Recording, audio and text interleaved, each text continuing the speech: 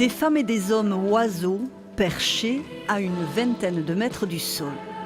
Un vertigineux ballet aérien sous la verrière du Grand Palais qui donne au monument des allures d'immenses volières.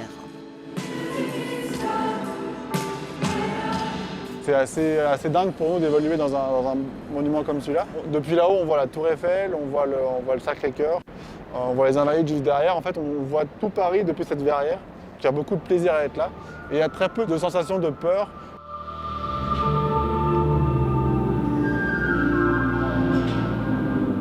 Même pas peur évidemment pour celui qui détient plusieurs records mondiaux. Un funambule de l'extrême, heureux aussi de partager dans un écrin prestigieux une nouvelle envolée artistique avec le chorégraphe Rachid Ouramdan. C'est vrai qu'on a rarement eu une architecture aussi singulière, ce dôme de verre, ce bâtiment construit à l'occasion d'une exposition universelle où on ne misait pas encore tout sur l'électrique et où on avait encore besoin de la lumière du jour. Et ça donne, ça crée un vertige, ça donne une hauteur, un rapport à l'aérien qui est unique.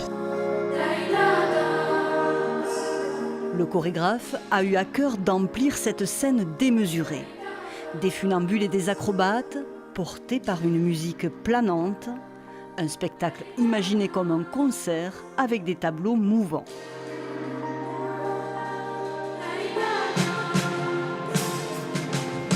Et ces jeunes de la maîtrise de Radio France, ils sont minuscules dans cette immensité, on peut les perdre et tout d'un coup ils se mettent à chanter, ils remplissent le volume. Il y a la musique de Christophe Chassol qui, dans certains de ses morceaux, part de sons très concrets, un sifflement d'oiseaux. Et c'est tout ce dialogue entre l'infiniment grand, l'infiniment petit.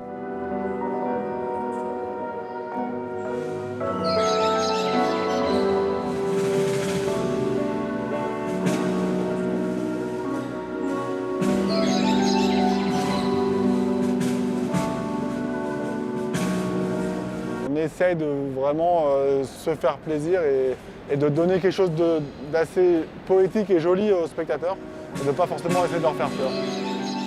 Quand tout d'un coup des corps volent dans cette volière, ces hommes oiseaux, ces femmes oiseaux qui évoluent, on regarde encore plus attentivement cette architecture, encore plus ces détails, encore plus ces lignes de fuite.